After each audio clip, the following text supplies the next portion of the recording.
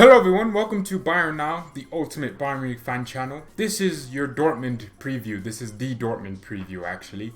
But Borussia Dortmund, we're playing them tomorrow. This is the match preview for it. It's a combined 11 as well. It's mostly a combined 11. I'll be talking about it. Remember, these are my opinions, so you can put yours in the comments. Also, remember to leave a like on the video, please. People don't ever remember to do that. But I can't wait. Let's get into this. So first of all, Dortmund is a fixture that I don't fear playing Dortmund as much as I used. You know what? It's just because of the quality of Dortmund. They've dropped, they sell players. It's just what they are, and it's what they want to be. It looks like they're not ambitious enough. For me, RB Leipzig is closer to Bayern than Dortmund are, but that's a topic for another day. This is a combined 11. So in goal, I think there's not a single Dortmund fan that would make a case for anyone else. So it's going to be Manuel Neuer.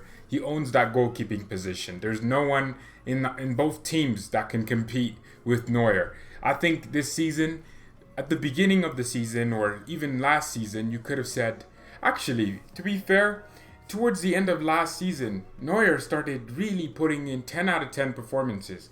And a lot of people before that could say, oh yeah, he's declined, he's finished. But Neuer's actually back in full form. He's looking like his old self again, making crucial saves to keep the scoreline at a certain point.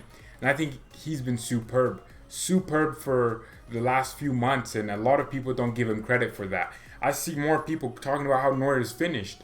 Even some Bayern fans talking about how Neuer is finished. But I'm watching the game, and this guy is making crucial saves, and he's been doing it for a lot of months now, and he's back. Manuel Neuer's back.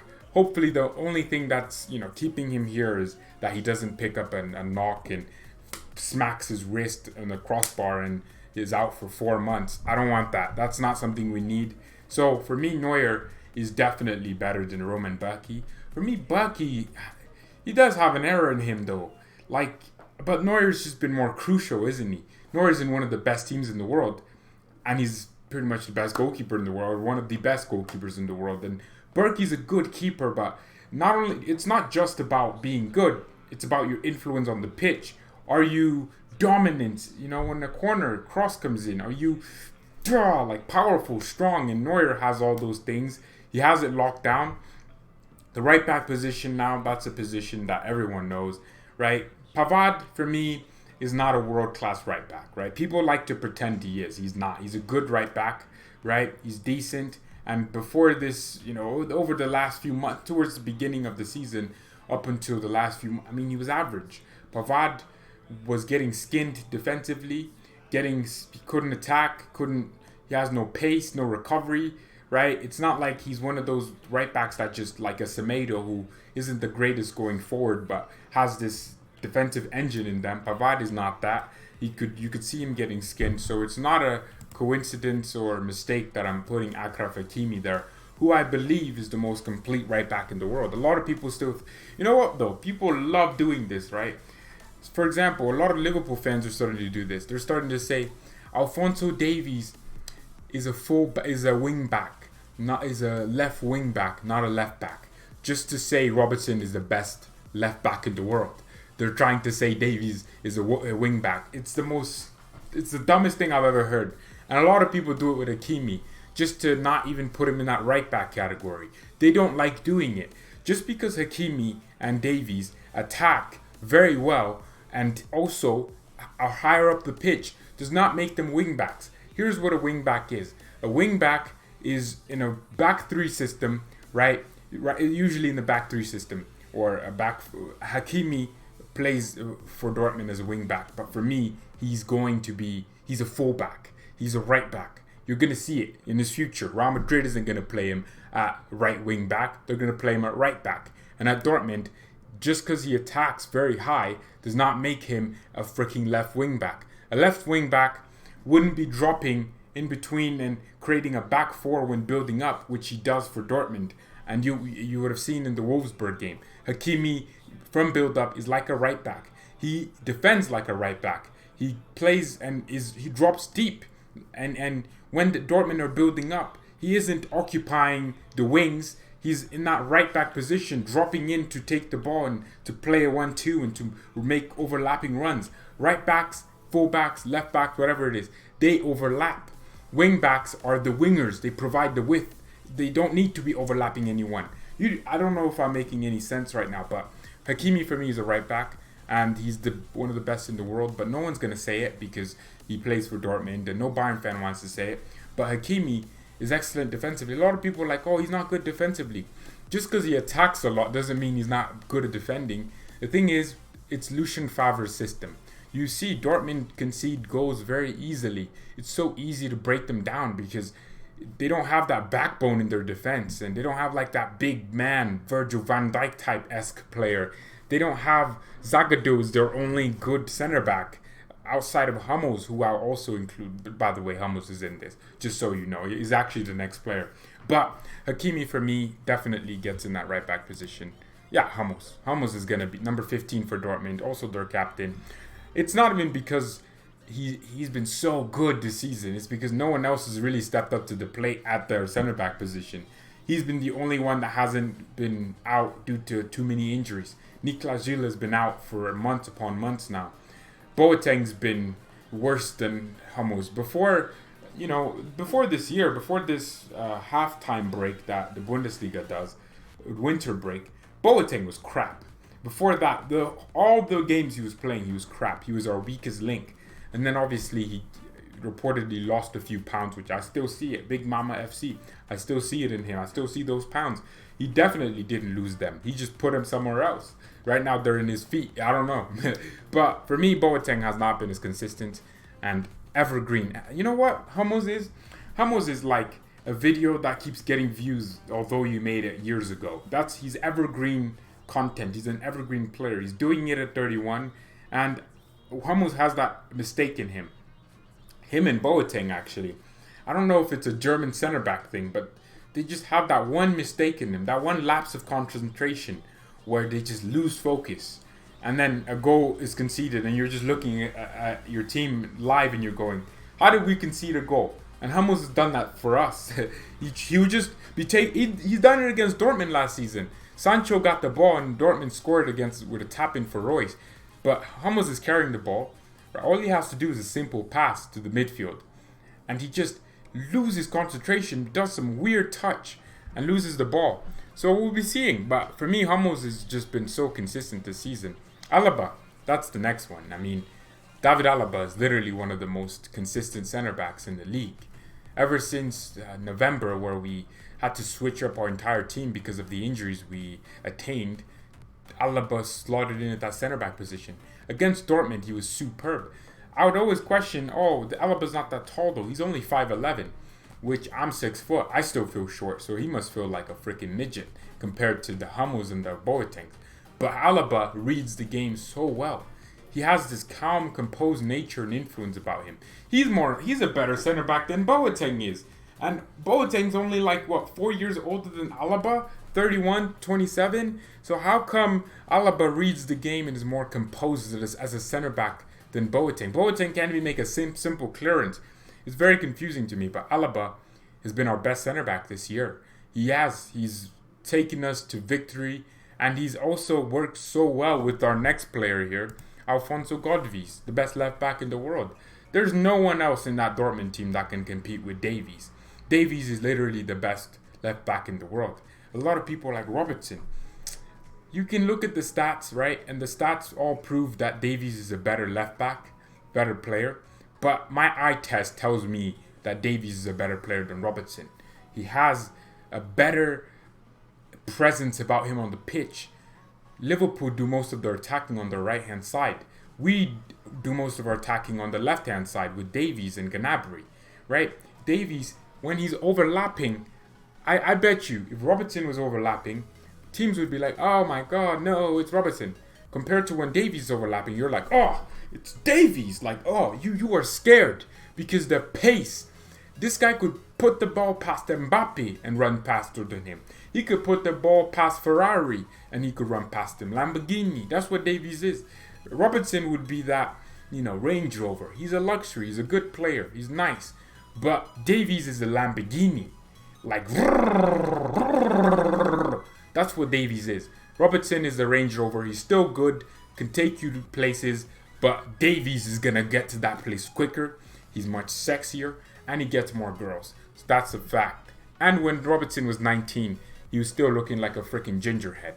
And Davies is looking like a beast, and he's only 19 still. This guy has a few more months of being 19, a teenager. Imagine he wins the Champions League at 19 years old, having played one of the best and most important roles. Amazing. Kimmich, midfield. We're playing a 4-2-3-1, by the way. Midfield is Kimmich. I think we all know this. Actually, Dortmund don't have that many midfielders that can compete, which is why it's going to be Kimmich and Thiago. It's basically a Bayern team right now. We already have 1, 2, 3, 4, 5 players, and Dortmund only have 2. Obviously, we're not done yet, but Kimmich for me is superb.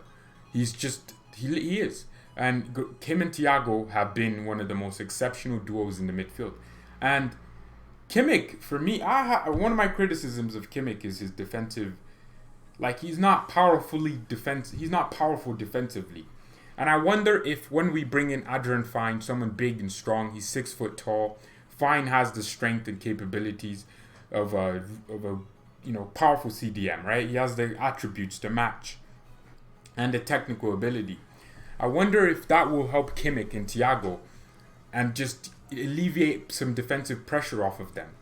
Goretzka and Kimmich played so well last weekend. I wonder how Thiago is just going to walk into the team, because Thiago will have to definitely just do wonders, and that's what Thiago does. He does wonders. He'll come back and he'll turn on 5 players at one time in 3 seconds and score a banger. And that's what Thiago can do to get his spot back, and he did it. And Thiago gave like 3 assists while playing for Spain just to get his spot back, and he did. Under Hansi Flick, Thiago was dropped, so he did so well to get in that position again. But Dortmund, one of their biggest weaknesses this season, they didn't have a CDM. And Emre Can, who I did want for Bayern, Emre Can and Adrian Fine are very similar players, actually. Can would be a competitor, but he's been at Dortmund for 7 days now? This guy's been at Dortmund for 2 weeks. Borussia Dortmund. He didn't even know who Dortmund were a few weeks ago. Well, he did, obviously, but it's a joke. Can, for me, is not going to compete with Thiago or Kimmich. Witzel has a mistake in him. The duo of Thiago and Kimmich is just too much. So I think the midfield duo is definitely going to be those two. There's no other midfield duo in the world that is as consistent and as strong as Kimmich and Thiago in terms of, controlling the game. These two can I call them, I'm going to keep using this name, whatever our midfield duo is. It's going to be Celsius and Fahrenheit. That's what they are. Temperature. They control the tempo of the team. Tempo of the game. Slow, hot, quick, nice. Relax, slow, go, keep going. It's what it is. Right wing, Sancho. Jadon Sancho is he's a real baller. Well, who was I going to put here, Bayern fans? Who was I going to put here? Kingsley Coman? Another hospital patient? Nah, the thing with Sancho is not a big game player. I think he's one of these players that's always going to have this about him. He's never going to just turn up for a big game and control the game. I think Hazard had the same thing. But Hazard was a brilliant player. The thing is with Jadon Sancho, though, is like, it's almost as if if things aren't going his way, he has a very meek mentality. And I don't know. Sancho is just, I don't know, man. I don't know what's wrong with him. But overall, though, he's one of the best players in Europe this season. He actually has, 30-plus goal contributions across Europe's top 5 leagues, which is amazing for a kid, a young guy. And a lot of people are expecting a lot of big things from him. Obviously, he's linked with a move away from Borussia Dortmund. Hopefully, that's not to Manchester United to strengthen an English team. Hopefully. You know what, though, actually? Why do Dortmund need to sell Sancho? Explain that to me. You're in a financial crisis. You make more money in a year from now. His contract isn't expiring until 2 years. So legit, there could be a chance where I'd literally, if I'm Dortmund, I'd literally let Sancho go for free in 3 years, because I know, I don't need to sell him. If Sancho is there at Dortmund for 3 more years, bro, you keep a great player like that. Dortmund loves selling their best players, but Sancho for me on the right way, Mullah. I don't even need to explain why. Let's just move on. Serge Gnabry.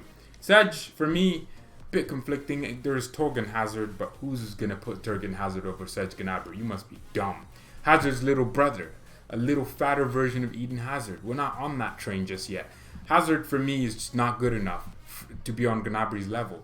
Serge for me, like, here's what's gonna happen. Serge Gnabry, he's fit for tomorrow, so I predict that he'll start because he did play like 30 minutes against Frankfurt. He didn't train yesterday, I don't think, but he trained today, and he's in the squad, right? So he'll be available. And if the Bayern team and Bayern doctors who are paid millions, not millions, but thousands of dollars per month have discovered that this guy's fit, then he should be fit. But Serge, for me, he has this thing where he'll be crap for a game, and then the next game, it's a big game like Dortmund, he'll turn up and score 2 goals. That's it, and he'll do it. I think Gnabry's gonna score 2 goals. I do. He does always score goals against big teams. He has this tendency in him to just out of nowhere score a goal from out of nowhere. You didn't even think there was a chance, but he does it because he's Serge Gnabry. Striker, Lewandowski. A lot of people are gonna be like, Erling Haaland. Why didn't you put Haaland in this? Why did you put Müller? I'm like, well, Müller's the leading assist leader in all of Europe right now, getting assists. Müller got an assist versus Frankfurt, and I thought it was Perisic, but it was Müller. That's how good he is. But it's gonna be Müller in that Camero and Lewandowski. Haaland's been in the Bundesliga for 6 games now or something like that. Of course, he has 10 or 11 goals, which is amazing for a youngster. But Lewandowski has 25 or 27. I'm losing count at this point.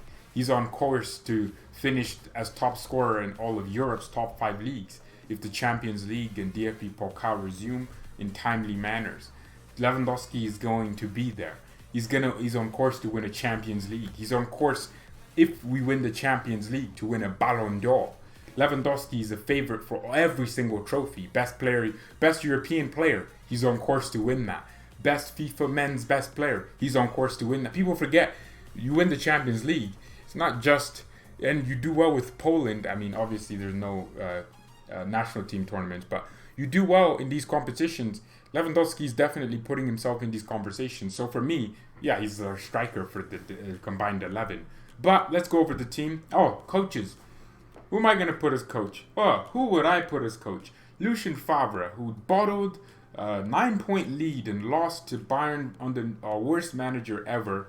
Or Hansi Flick, who's taken a team and made them, and he has the most impressive record out of any Bundesliga coach in their first 20 matches or something like that. Who would I put? Oh, it's going to be Hansi Flick. Wow, what a surprise. But it's going to be Hansi. Who was I going to put? Lucien Favre? I would probably put Jurgen Klopp over Lucien Favre. Jurgen Klopp, although he's been gone for 5 years, still has more of an influence in the Dortmund team than Lucien Favre has had in the 3 seasons he's been there. So for me, Lucien Favre, nah. But Neuer, Hakimi, Hummels, Alaba, Davies, that's the defense. Midfield, Kimmich and Thiago holding that. And then we have Sancho, Müller, Gnabry and Lewandowski. And that's the team. Thank you all so much for watching. Let me know your team, not in the chat, but in the comments. And also like the video, share the video. Let's get to 500 subscribers. We have the giveaway. It's going to happen. What? People keep telling me, when's are you still going to do the giveaway? If I've said I'm going to do the giveaway, I'm going to do the giveaway. But thank you all so much for watching.